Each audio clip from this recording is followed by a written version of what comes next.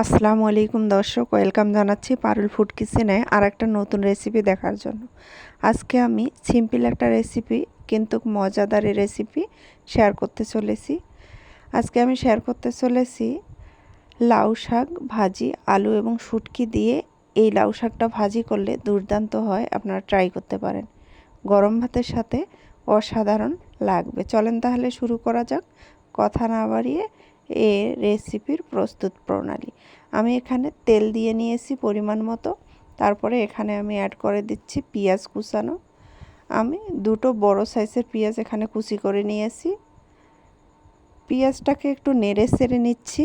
নেড়ে চেড়ে নেওয়ার পর আমি এখানে অ্যাড করে দিব মরিচ ফালি করে রেখেছিলাম, সেটা ঝালটা আপনারা আপনাদের ইচ্ছা মতো অ্যাড করবেন। আমি এখানে যেরকম ঝাল খেতে পছন্দ করি সেরকম অ্যাড করে নিলাম। তারপরে এখানে আমি এখন একটু নেড়ে চেড়ে নেওয়ার পর আমি হাফ চামচের কম রসুন বাটা অ্যাড করে দিলাম। রসুন বাটাটা অ্যাড করে দেওয়ার পর আমি নেড়ে চেড়ে একটু ভেজে নিচ্ছি যাতে রসুনের গন্ধটা চলে যায়।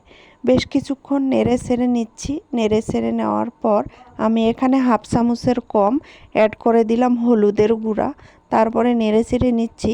এখন আমি এখানে অ্যাড করে দিব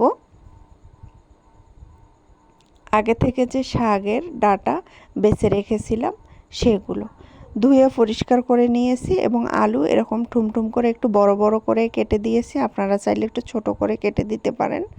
আমি এভাবে দিয়ে একটু নেড়ে চেড়ে নিচ্ছি। নেড়ে চেড়ে মশলাটার সাথে সুন্দর করে একটু ভেজে নিচ্ছি। ভেজে নেওয়ার পর আমি এখানে অ্যাড করে দিব জিরার গুঁড়া। আমি এখানে জিরার গুঁড়া হাফ চামচের মতো অ্যাড করে দিব। আমি এখানে আর কোনো মশলা অ্যাড করব না।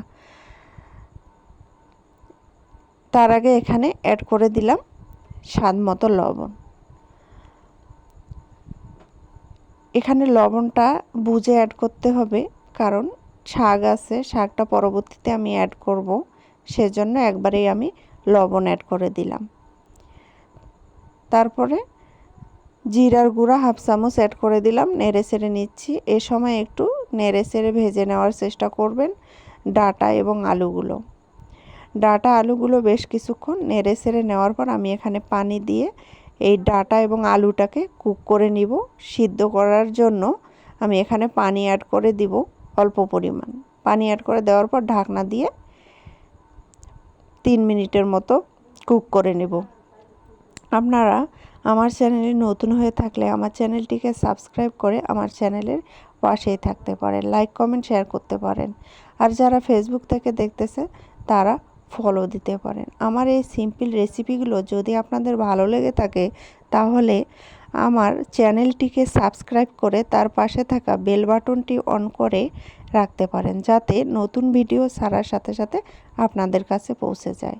আমি এখানে অ্যাড করে নিলাম শুটকিটা আমি আগে শুকনা কলায় টেলে নিয়েছিলাম এবং গরম পানি দিয়ে ধুয়ে পরিষ্কার করে নিয়েছি। এজন্য আমি এখন অ্যাড করে দিলাম। সবশেষে এই শুটকিটা অ্যাড করে দিলাম। আপনারা যদি চান তাহলে এই শুটকিটা রসুনের সাথে অ্যাড করে দিয়ে ভেজে নিতে পারেন। আমি এটা এখন অ্যাড করে দিলাম। অ্যাড করে দেওয়ার পর বেশ কিছুক্ষণ একটু নেড়ে চেড়ে নিচ্ছি। নেড়ে চেড়ে নিয়ে একটু ভেজে নিব। ভেজে নেওয়ার পর আমি এখানে পানি অ্যাড করে দিচ্ছি। পানি অ্যাড করে দেওয়ার পর আমি ঢাকনা দিয়ে কুক করে নিব। এ ধরনের রান্না সিম্পল হলেও কিন্তু খেতে মজাদার হয়, আপনারা ট্রাই করতে পারেন।